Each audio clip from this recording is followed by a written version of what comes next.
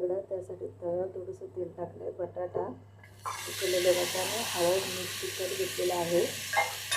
त्यामध्ये थोडंसं आपल्याला पाणी टाकायचं आहे. व्यवस्थित सगळीकडून गरम करून घ्यायचं. आमचूर पावडर, थोडंसं तिखट. आपण टाकणार आहोत पुदिन्याची चटणी, थोडंसं पिळणार आहोत, त्यावरती लिंबू, आणि आपण टाकणार आहोत थोडासा चाट मसाला.